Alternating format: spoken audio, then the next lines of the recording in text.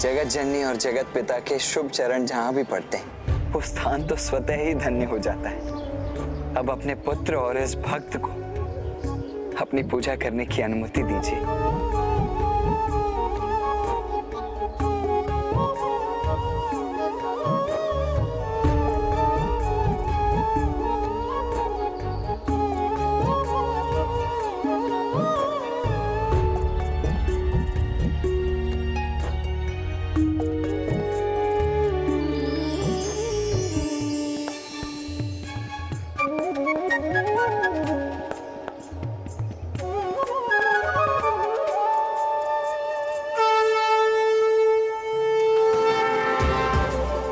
पिताश्री, मुझे क्षमा करना।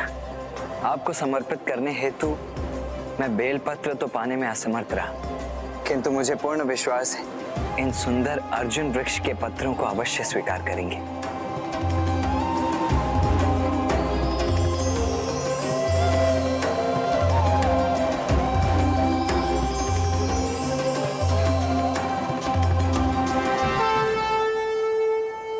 पुत्र, भक्ति का पावन भाव ही ऐसी युक्ति है जो सबके भीतर सकारात्मक ऊर्जा का संचार करती है। आज मेरे लिए ये अर्जुन पत्र ही बेल पत्र के समान है।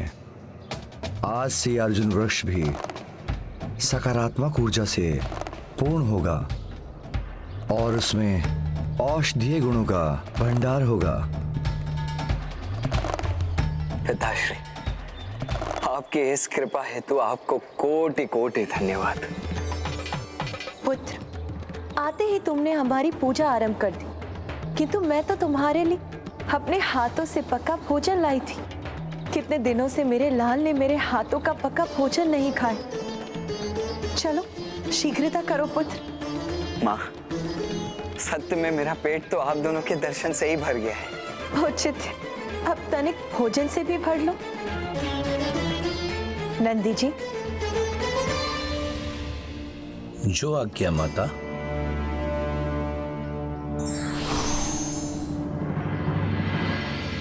माँ, किंतु आप दोनों और गणेश?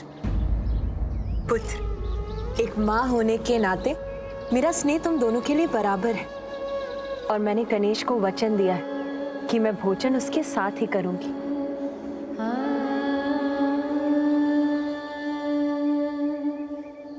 किंतु माँ, आपके हाथों भोजन करने का प्रथम अधिकार तो गणेश का ही है ना?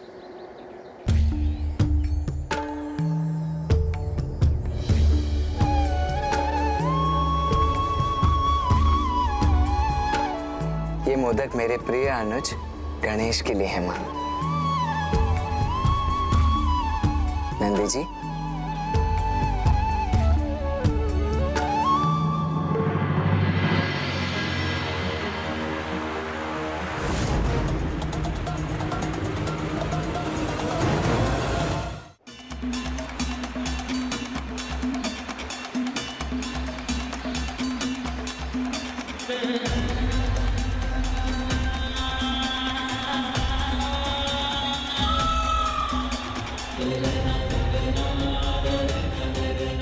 ऋषिवर की गति तो मंद पड़ती जा रही है और गणेश जी अपनी गति बढ़ा रहे हैं। यदि गणेश जी के पास लिखने के लिए कुछ न रहा तो वो अवश्य रुक जाएंगे।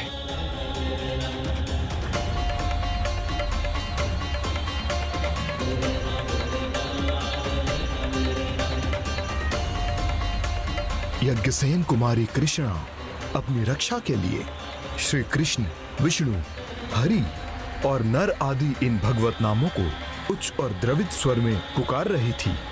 इसी समय धर्म स्वरूप महात्मा श्री कृष्ण ने अव्यक्त रूप से भांति भांति के सुंदर वस्त्रों से द्रौपदी को युक्त कर दिया।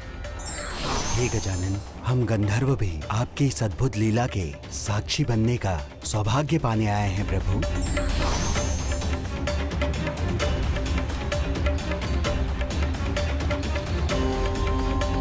ऋषिवर के मुख से श्लोकों की गति गजानन के लेखन की तुलना में और भी मंद हो गई है। ऋषिवर मात्र एक शब्द से गणेश जी से आगे हैं। ऋषिवर तो जैसे रुक ही गए। अब कुछ नहीं हो सकता। ये महाकाव्य भी यहीं रुक जाएगा और संसार इससे वंचित रह जाएगा।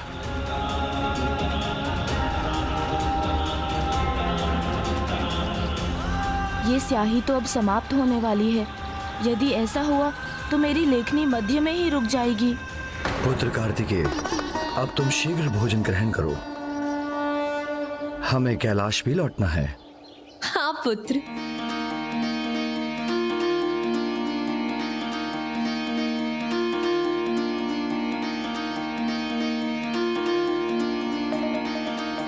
मेरा पुत्र अकेले यहाँ किस प्रकार रहता होगा, कितनी कठिनाई होती होगी उसे।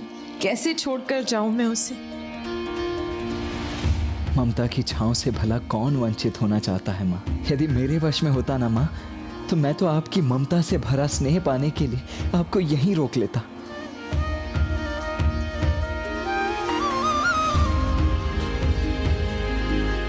नहीं, मैं कदापि नहीं चाहूंगी। मैं यहाँ रहूंगी पुत्र कार्तिकेय के साथ।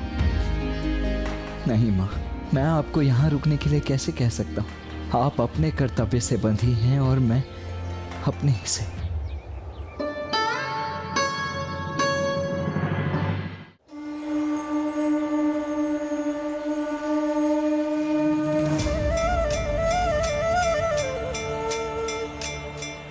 गणेश जी की शाही समाप्त होने के कारण ऋषिवर को पुनः एक अवसर प्राप्त हुआ है।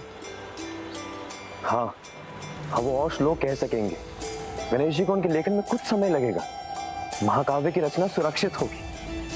आप लोग निश्चिंत हो रहे हैं, किंतु ऐसा नहीं है कि ऋषिवर को समय और मिल गया है। यदि शाही समाप्त हो गई तो गणेश जी का लेखन भी रुक जाएगा। तो फिर कैसे पूर्ण होगा ये महाकाव्य? जब जब धर्म की हानि और अधर्म की वृद्धि होती है, तब तब मैं अपने रूप रचता हूँ, अर्थात साकार रूप से लोगों के सम्मुख प्रकट होता हूँ।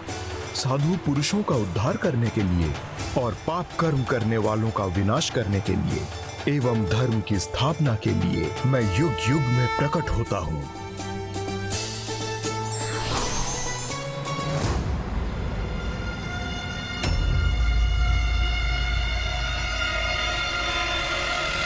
स्याही की इन अंतिम बूंदों से आप कुछ ही शब्दों का लेखन कर सकेंगे गणेश जी।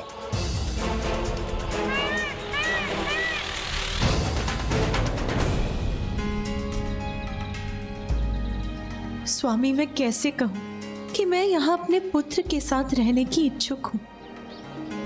माँ को ऐसा नहीं लगना चाहिए कि मैं उन्हें यहाँ रोकना नहीं चाहता, किंतु मेरे कहने पर वो रुक भी जाएंगे, जो उचित नहीं होगा। मुझे आभास हो रहा है कि आप दोनों एक दूसरे से दूर नहीं होना चाहते। इच्छा तो मेरी भी यही है कि हमारा पुत्र हमारे साथ ही रहे। स्वामी, इसीलिए यहाँ से जाने के लिए मेरे पांव ही नहीं उठ रहे। माँ, नियतिवश हम दोनों की कर्म भूमि विपरीत दिशाओं में है। मैं कर्तव्य के मध्य भावनाओं को कदापि नहीं आने दूंगा। इसीलिए ना मैं आपको जाने से रोकूंगा और न मैं स्वयं आपके साथ जाऊंगा। पुत्र कार्तिकेय तो स्वयं को समझा लेगा, किंतु पार्वती, एक माँ की ममता को समझाना कठिन होगा। माँ, पिताश्री, आप दोनों का बहुत बहुत धन्यवाद। आप दोनों के चरण का स्पर्श कर ये स्थान अत्यंत पावन हो गया है। इसीलिए आज मैं ये घोषणा करता हूँ कि युग युगांतर तक इसे शैलम पुकारा जाएगा। और माँ, मेरे लिए तो यही दक्षिण का कैलाश है। जहाँ माँ पार्वती और प्रभु महादेव का वास है, वहीं कैलाश है। कदाचित देवी पार्वती को समझाने का उपाय मिल गया मुझे।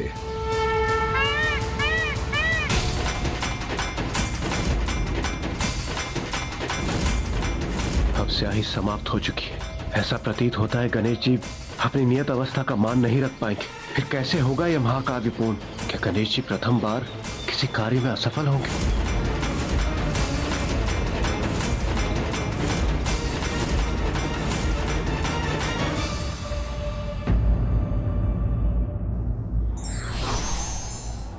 ज्ञान देने वाले का स्थान सदैव ऊंचा होता है, क्योंकि ज्ञान देने वाला गुरु होता है।